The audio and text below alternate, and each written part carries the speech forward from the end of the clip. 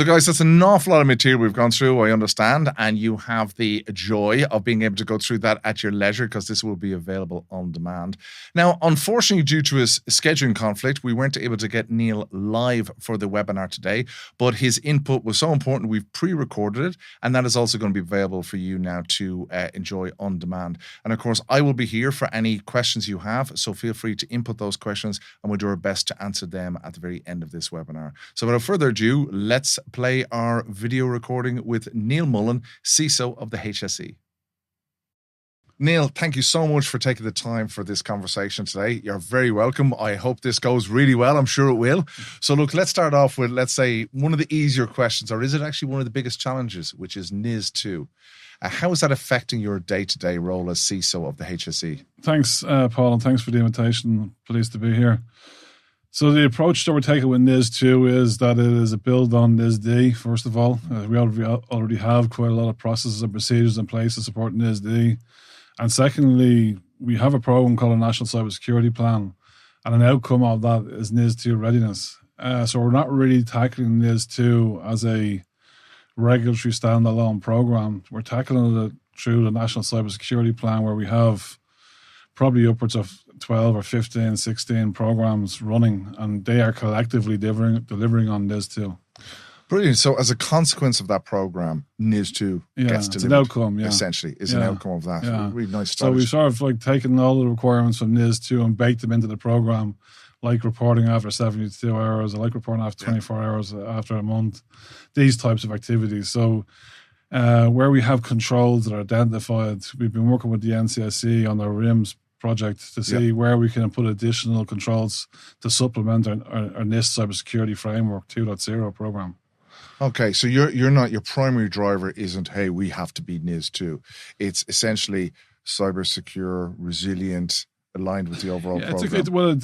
It's obviously that NIS2 is a big factor in it. Like, so if we didn't have the National Cybersecurity Plan structured the way it is, we'd just be running a second program. And both are aligned, being both along the NIS2 side. So there'll be an awful lot of overlap. So it just means that the National Cybersecurity Plan is delivering on both. So it's not a case that we are, doing individual programs to facilitate our NIS2 requirements. Brilliant. And okay, so how long are you in the role now as CISO at the HSE? I think it's 9 months now. 9 months. You're looking well at it. Thank you. So, hell of a challenge when you think of what I think they're technically the biggest employer in the country. They are. They've got, like, when you think of the ecosystem, even from me outside of the HSE, we think of the legacy systems that must be there, then the cutting edge technology, then the different levels of people. How do you get started into that environment? Where do you start? Yeah, good question. So when I started, I looked at all of the requirements that we had, all of the challenges, all the regulatory requirements, findings from audits and so forth. And I sort of put that into a tumbler called NIST Cybersecurity Framework. Okay. And that's spread out our National Cybersecurity Plan. So we really sort of prioritize on A, where we're going to close the amount of regulatory requirements, findings. B, where we're going to make our biggest impact from a cyber readiness, and build on what the team had already done. Because you have to remember, I'm only here 9 months. I'm standing on the shoulders of giants here. Like, these guys have done, and girls have done an amazing piece of work. Taken from a team from only about 5 people when the cyber attack happened to like just over 70 now. So we've sort of grown considerably. So we looked at that, like, so what would be the biggest return on our investment in the sense of our readiness? And what areas needed the biggest investment. And that sort of led us to focus on the likes of incident management, risk management, vendor risk management, asset management. Some of these sort of key areas were sort of a focus for this calendar year. But as we move through the program year on year, we focus on other areas.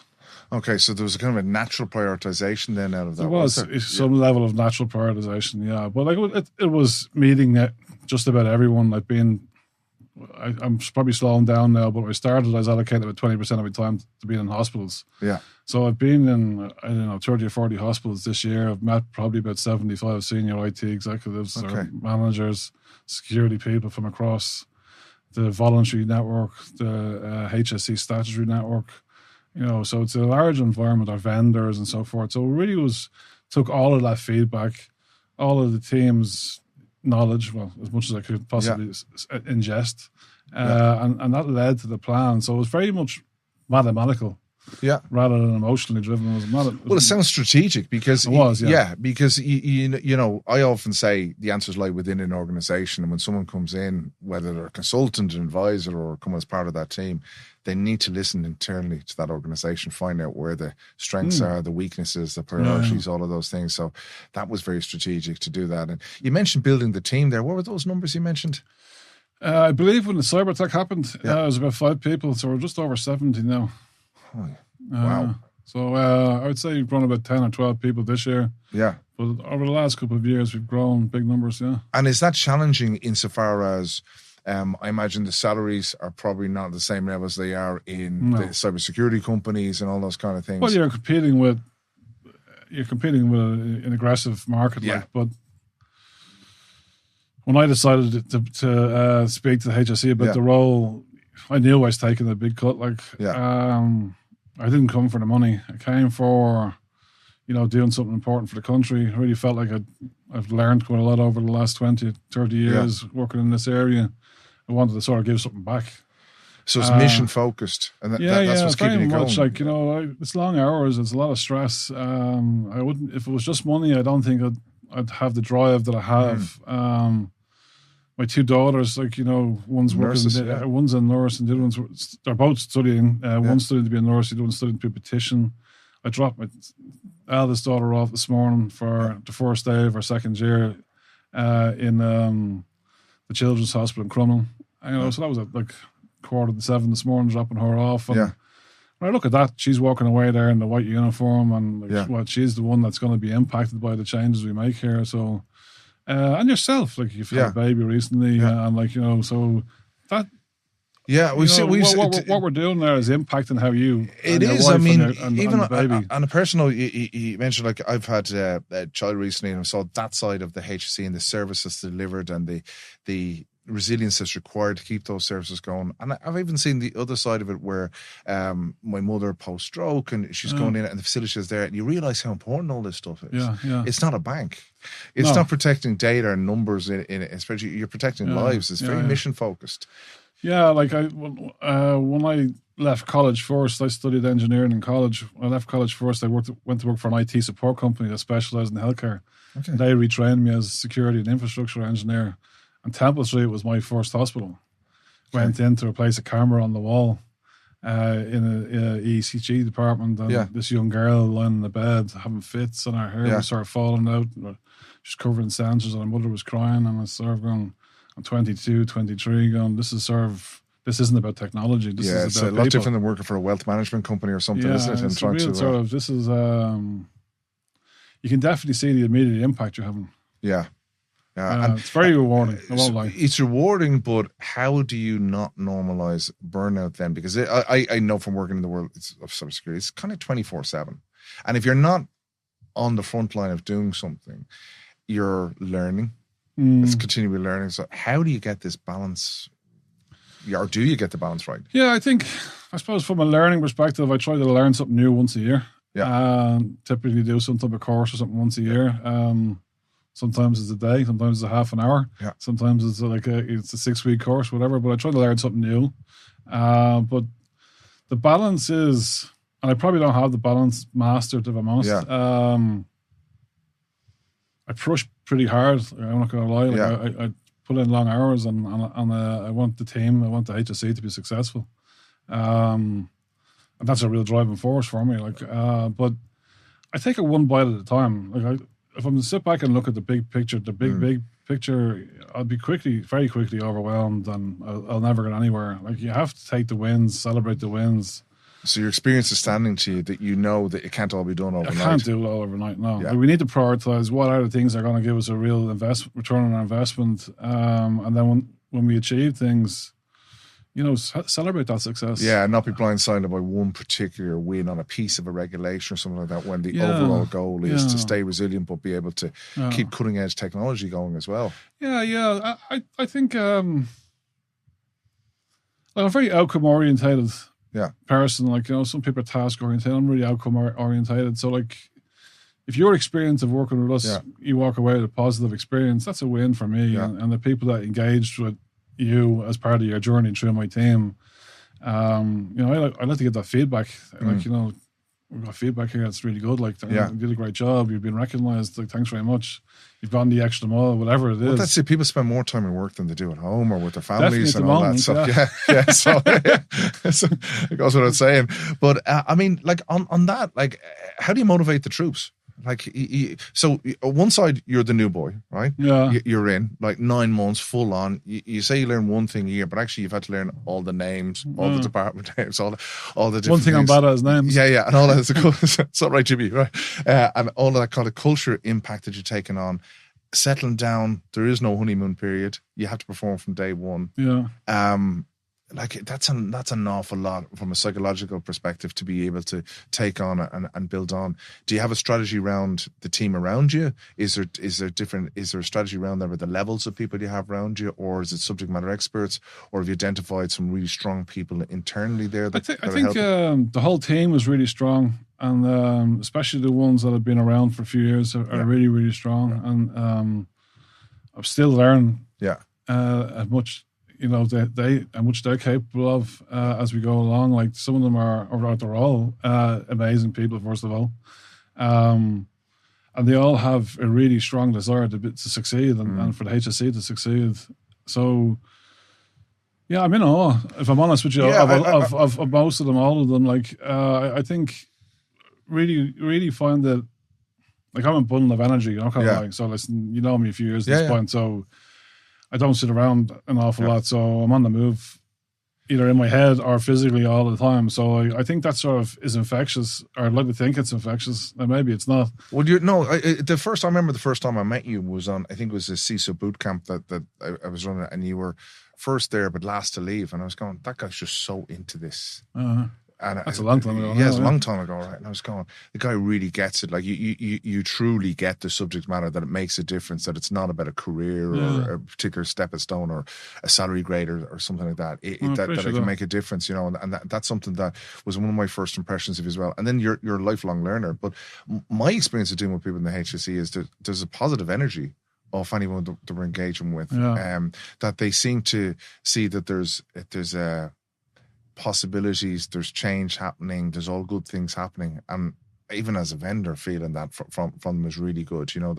We get that across. You don't get that necessarily in other organizations. No, and it would be a good description of the team. So the team are dynamic, is what I'd call them, and highly skilled, and the ones that are learning. And we have, like, trainees that have come through the team and are now permanent members of the team. They really have, and I find this about healthcare in general, entrepreneurial spirit. Like, it's sort of a can do. Nothing sort of phases them too much. Like, the Conti attack must have been extremely stressful. Like, we can't imagine what the Conti attack must have been and like. Demeaning. I'm sure so. We've just gone through the pandemic. The pandemic kicked off. We've just had the vaccination program, and then straight into Conti attack. I was in Dunstores as their head of cybersecurity when that happened. I wished them every success when I heard about it, and so I don't know if I'd fancy being there right now. Yeah, because I can imagine the finger of blame. And I remember at the time, media always were interviewing people like myself and wanted us to say negative things about, essentially, and were prompting for negative things. And we said, well, no, they've no idea what it's like to be in there. And the game had changed when it came to, first of all, COVID and lockdown and being able to, and then, ransomware attacks, which are nation state condoned, the relationship between the Conti ransomware group and Putin and all those kind of things that have come out now in the wash. An unfair fight at the end of the day, and probably too easy for many people to point fingers. And I listen, there's always going to be the ones that point the finger, but in general, the feel I had, and this is not just from my head, but from people around me, was there was a massive amount of respect for how the HSC dealt with the situation, published all the findings, very open about it, at speed. Definitely every board session I had, boardroom session I had after that, like, HSE were used as like, Yeah. as a, Poster this child is for- what, this yeah, is yeah. what it could look like if it Yeah. goes wrong. I don't think there's any cyber person in the country in Europe that Yeah. didn't do the same. Can't go to a cyber event without someone talking with the HSE. It's continual learning. Everyone's continuously learning from it. I think Ireland Inc. got an awful lot more secure on the outcome of what the HSE did. So that they have to be commended for that. Like, we're very open, very transparent, welcomed just about everyone into the HSE to try and help them. Like, Yeah. they must have had every consulting firm, the army, everyone was in. That couldn't have been easy. Yeah, and I think it shone a light on the subject itself of resilience and the impact of things like ransomware attacks, where other sectors looked and went, whoa, hang on a second, lesson to be learned here. But on the scale, Yeah.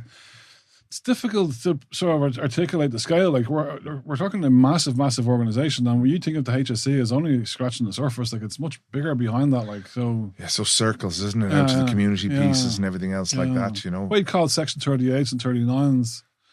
Section 38s would have been where I came from, like, voluntary hospital network, and they're some of the largest hospitals in the country. Section 39s is like over 2,000 of those organizations. And they are the ones that are bringing your mother for care. And that's where you go and get your daughter seen or your son seen when they're not well and so forth.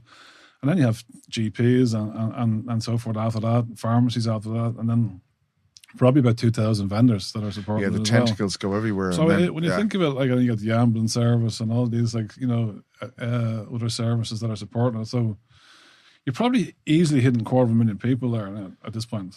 So when you look at the Land Rover attack that happened in the last week or two, they're saying about 250,000 people in their supply chain would be impacted. So I don't know, many people must have been impacted by the HSE supply chain. Yeah. The customer base, essentially. Yeah. So I went into a private hospital maybe a year after the Conti attack, and the only thing that was working in the room was a credit card machine.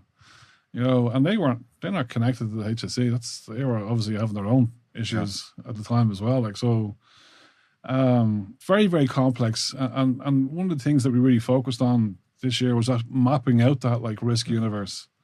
So what are our risk interfaces? So people, process, technologies, vendors, software, data, medical devices. Where are we getting information from? How do we aggregate that data together to give us the best knowledge around decision making and help us, empower us to make decisions? And presumably, like, one of the things in the back of your mind is, hopefully there's not, obviously, touch wood, another ransomware attack or something could be perceived as the same thing again happening under your watch. Because obviously it could happen tomorrow, it could happen next week. Nobody's 100% secure. But is there a lot of focus on having the playbook ready? We mentioned NIS2, so being able to report in the right timelines, all those kind of things. Is that something that concerns you on a daily basis, that is a big priority, or it's a manifestation of what you're doing anyway? Both. But I think, like, it doesn't concern me in the sense that I'm going home at night, like, panicking about, like, is there going to be today's the day? Something. I'm not going around with a plank of wood in my pocket going, I'll touch wood. That said, we're preparing. And we are prepared is the difference, I suppose. It's different mindset. So, Can I quickly ask you, does leadership understand the mindset different between resilience and, say, cybersecurity, and that shit will happen, but now you're more prepared to deal and respond and recover, as opposed to, I'm Neal, the CISO, and it'll never happen again?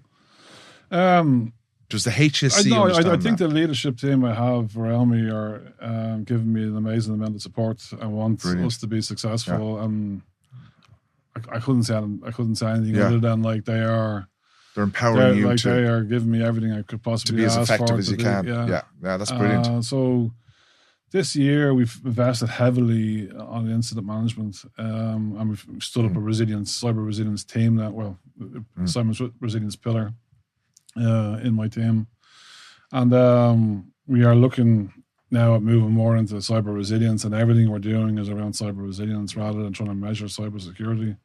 So I think when we look at cyber incident management, again, went back to the pool and thought, like, what is the easiest way? What's the path of least resistance here? And, like, our national service desk is a 24-hour service that's there. It's run by an amazing team. Should be leveraged. Totally ITIL aligned. Yeah. And I went straight to them and says, like, can we, like, leverage the service? And they've been unbelievably supportive. So now we are behind them. So we're publishing that at the moment, that anyone in the HSC, rather than trying to figure out, is this a cyber attack, or is this like is your mouse moving because the batteries nearly wore out, or because like someone's compromised the machine, you just ring the National Service Desk. Yeah. We've trained them to triage it. They will escalate to our cyber incident response team, another new team that's been formed this year. And you'd be talking to a cyber analyst within 15 minutes, like 24 hours a day. That's amazing. And then that's been extended out now into anyone in the Irish health public healthcare, that we are encouraging people, where we will be encouraging people to register their companies with us. And then if they have a cyber incident, they get through to the same service. So these are vendors that may be working for the... Well, vendors is maybe a strong term. So it's called Section 39s, but they are organisations that would potentially... Providing home care, private companies providing private home care, kind of nursing home, transportation, Meals on Wheels, various other different services. So really... the tentacles of the HSE all the way out. Holistic care is there from a digital perspective now. We're getting too punny about the whole thing. So that's been done at the moment, and my team and their team, we met every second week in Tullamore. I'm not certain where we were meeting in Tullamore, but Tullamore was the place we were meeting. Every second Friday for probably about 3 months, running simulations again and again and again, fine-tune the documentation, run more, fine-tune the documentation again. All builds now confidence. You can't really sort of see where their service starts and ours, theirs stops and ours starts. It's sort of impossible. And they now come to sessions with us everywhere we go. So this year, I'd say we've run about 28, 27 simulations this year, two last all within week. your 9 months of Yeah. That's unreal. I mean, that's the holy grail of what banks want to achieve and everything else like that, under DORA and things like that. And you're in and getting that far through. It's not just me. I know the whole team around you, and it's growing and all that. But even that in itself, I know the amount of time it takes to. Do your family see you anymore? My wife is very understanding. Yeah. Because I suppose there's a time then at the settling down period where you can get into more of a routine around it as well, because it is a 24/7 gig, isn't it? It is but my hours wouldn't be 24 hours a day. Probably 7 would be probably the very earliest I'd start, and probably 8 o'clock would be the latest I'd stay. But that's not Monday to Friday in any stretch of the imagination. I'm definitely working longer. But you don't hours. stop thinking about it when you're... that's the way my mind works. So I could wake up at 10 o'clock on a Sunday morning and suddenly think I have a great idea and just go in and put it down in a notebook and go back to it maybe Sunday evening or Monday morning and have a look at it. And sometimes it's complete rubbish. And other times it's like, it's like a golden nugget. The processing's going on all the time. But I think... rather than trying to reinvent things, I'm trying to look at where can we leverage things. So if you go into an average hospital, their emergency response capability is really, really slick. So I was in the emergency response team in Vincent's and in the Rotunda, and when I was an engineer in Rotunda and when I was director of IT operations in Vincent's, and it's so well versed, so well practiced, and that is there, so we can leverage all these things, so. Yeah, one of that as you're saying that, I'm thinking about then when we're working with the aviation sector, they get safety is instilled in them, all that kind of things, and it makes their adoption of things like cybersecurity protocols a lot easier because they get the whole concept of safety. So maybe then that cooperation goes there, or is it the fact that they've been through one of the biggest attacks ever, with the Conti ransomware has... I think just the dedication to protect people's well-being is there. Yeah.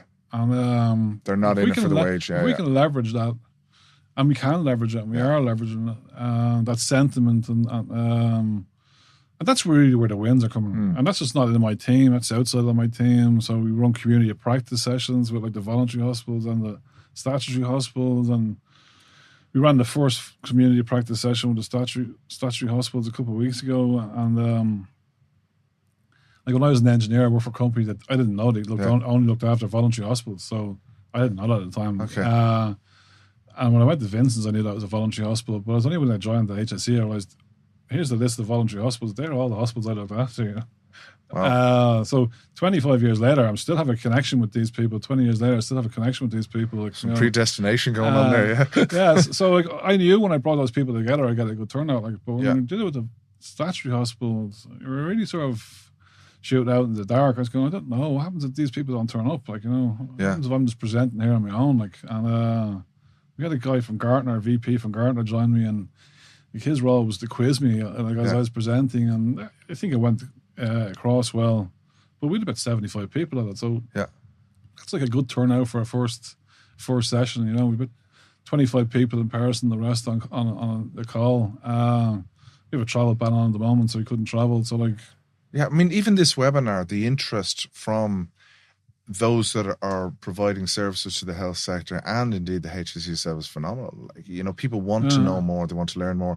They hear about things like NIS2, EHDS, blah, blah, blah, all these different kind of pieces of regulations coming their way. But I think what they want to is understand that leadership perspective, which you've articulated extremely well here, about the strategy, the approach, everything else that's going on, and how to measure success on how it's going forward.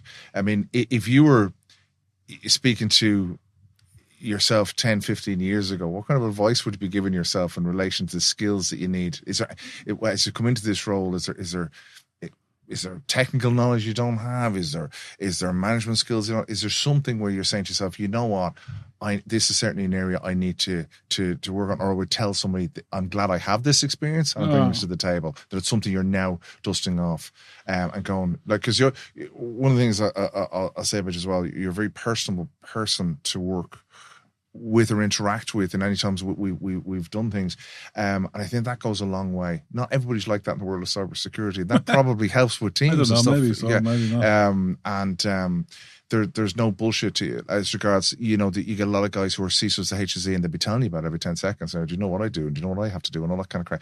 That's not part of your swagger. There isn't a swagger there from that perception.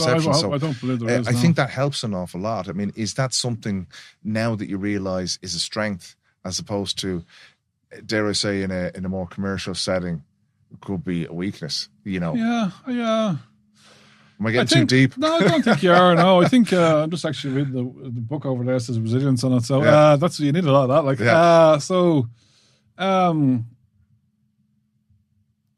when I left the HSE, I traveled all over the world. Yeah. You know, working in cyber and resilience and cyber risk. Yeah. And my attitude have always been treat the guy at the front door, the lady at the front door, the exact same as the person you're going to meet. And that sort of stood for me. Yeah. I don't treat you any different to the person that served me in Spar like an hour ago, you know? Yeah.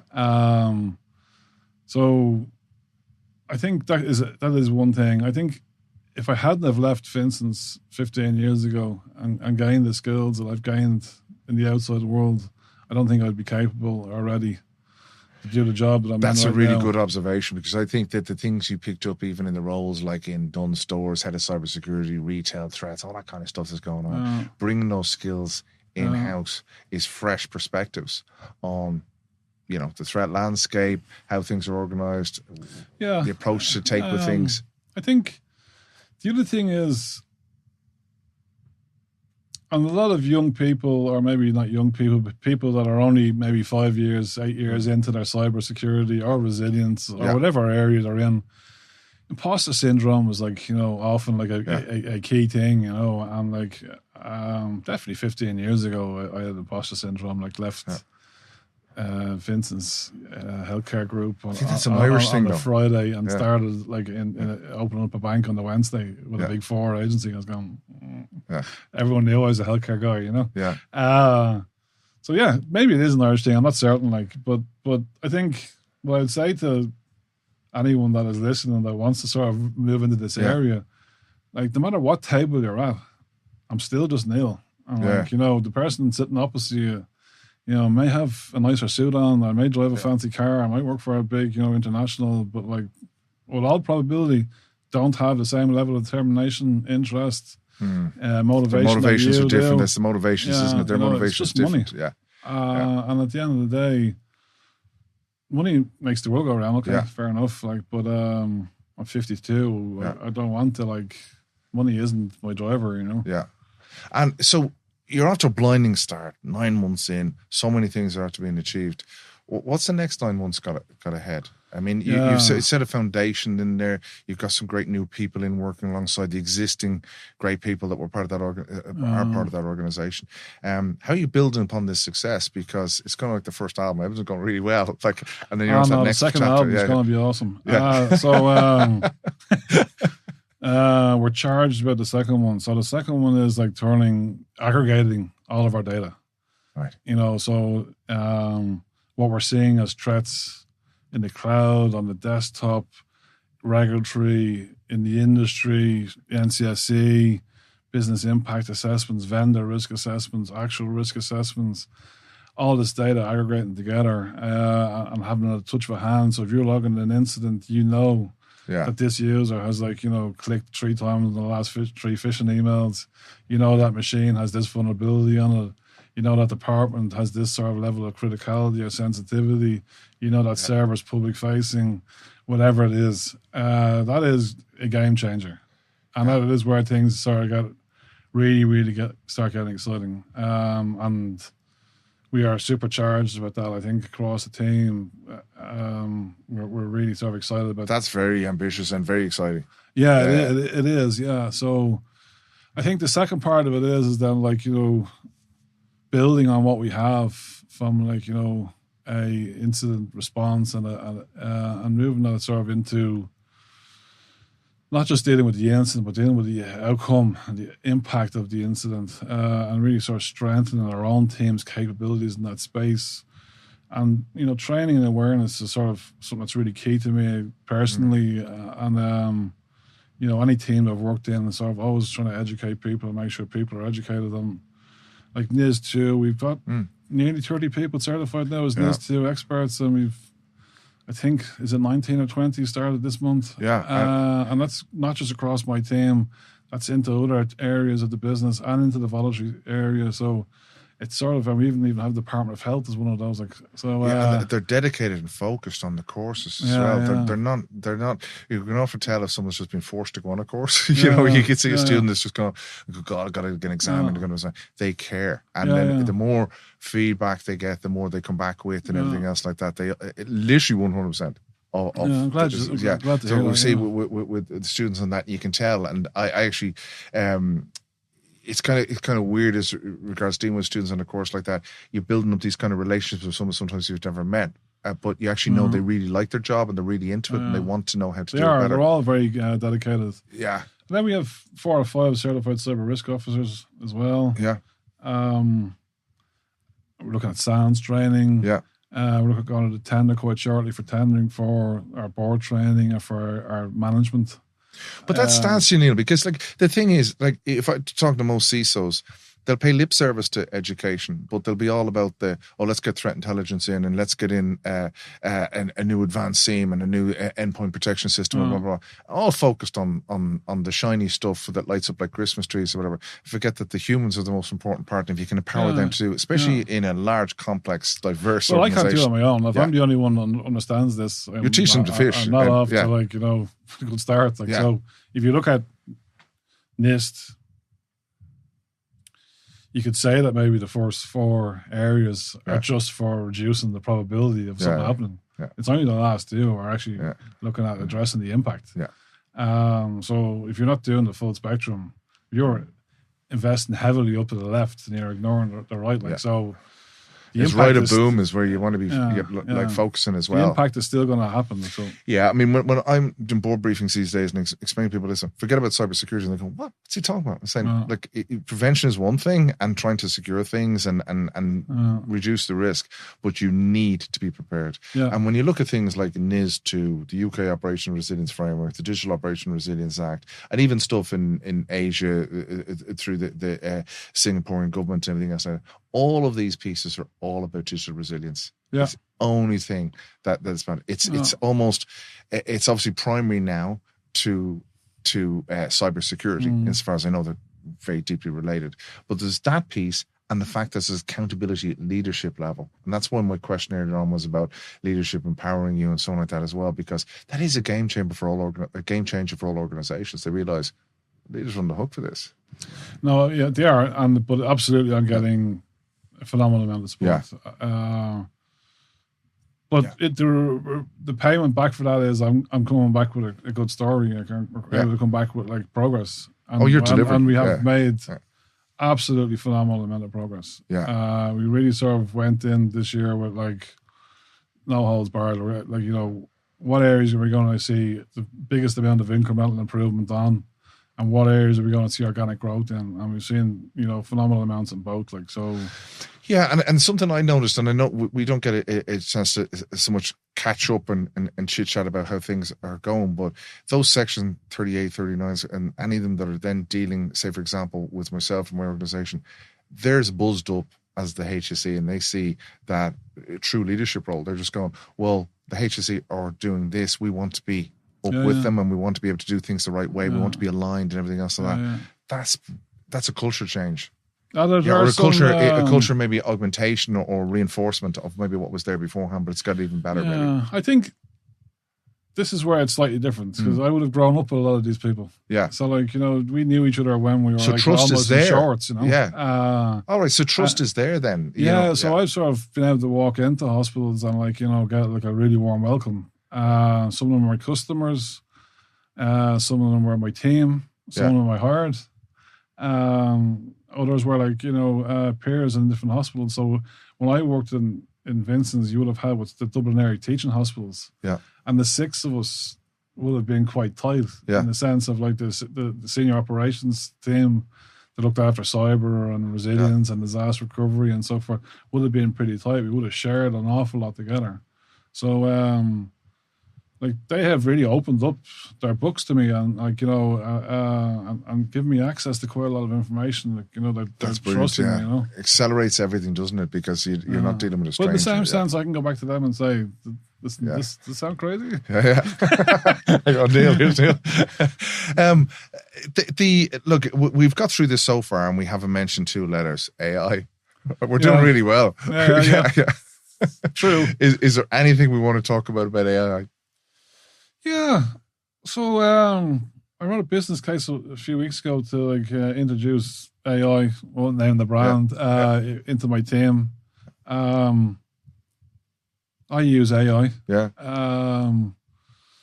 Actually, we all use AI in some capacity. Okay, so I use AI on a day-to-day basis. Google Maps getting here. Yeah. So it did get me here, and then I had to ask it again. Are you sure I'm in the right place? Yeah. Like I use AI, and I suppose like I'm using AI from a productivity perspective. Okay, and that's sort of where the first step is to try and get to see if will it help my team, because we have to ingest a huge amount of material. We have to prepare a huge amount of reports, documentation, and so forth, and all that takes an awful lot of time. And we can use AI to sort of simplify that. Okay, that's sort of on the really basic end of it. Okay. Yeah. If you look at then how we're using machine learning and AI in other areas, like in our detection and our defense capabilities, in our threat hunting, it's baked into almost every product now. Like I don't think you can buy a product that has no level of AI. Well, certainly we claim to have it anyway. Yeah. So it's there. So, but I spend about as much time trying to figure out how we can use it for ourselves, about as much time as I do worrying about how we're going to protect against it, because.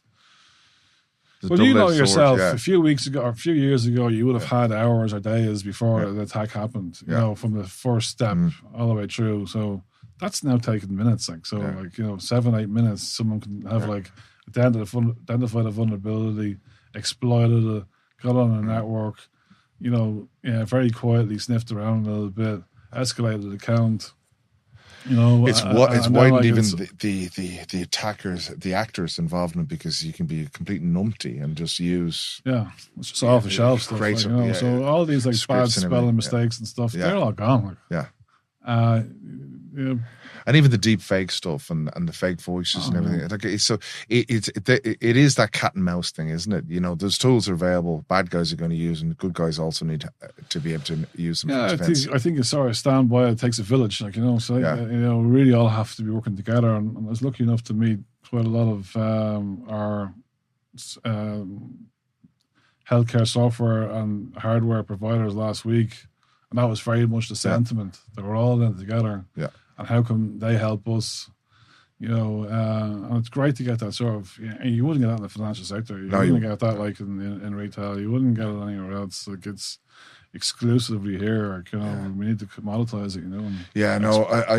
It's unique in that way as well. I mean, I'm thinking here, as we conclude and as we kind of draw. Well, first I want to thank you for your time and what you're doing as well. As a citizen as well, and thank you for keeping the HSE digitally sound and resilient and everything else like that. But what words would you like to share in relation to the audience? I mean, a lot of this audience may be in the HSE themselves, some of them outside of the HSE, I presume, thank them for the effort that they're putting in. But talking about the future of what's going on, is what's going to happen over the next 9 months. Because we just split that, you're in 9 months, amazing amount achieved already. There's going to be, that second half of that first album, let's say, and how that's going to go, or what's in your mind, what's your ambitions for that next 9 months, a year? Yeah, I think people know what to do if something goes wrong. Yeah. Who do they ring? What type of support they need, what they need to do in the first few minutes, hours of an attack, some shape or form. Okay, it's gonna happen. Yeah. Okay, so there's no way we can protect everything. There's no way we can put guardrails around everything. Okay, so we sort of need to go into this assuming we're going to be breached or we are breached. Okay, so I think I'm grateful for anyone that's listening to this from the HSE and has an interest in cybersecurity or cyber resilience. And first of all, I open my door to them. So if they want to come and talk to me, they know where to find me. I'm totally open. That's the first thing. Second thing is that I commend them for all the work they put into this already. And I can only imagine dealing with me is pretty full on at times. As I said, I'm got an awful lot of energy. Yeah. I'm sure that annoys people. I think the last thing is for those we haven't actually got to speak to yet or haven't got around to getting to, it's not a case that they're not important. It's not a case that they aren't making an impact. Everyone is playing a part in this. Every pillar in my team plays a big, big part. Okay. This isn't, as we sort of said at the start, just detection, just prevention. This is, there's logistics behind it. We got risk resilience regulations.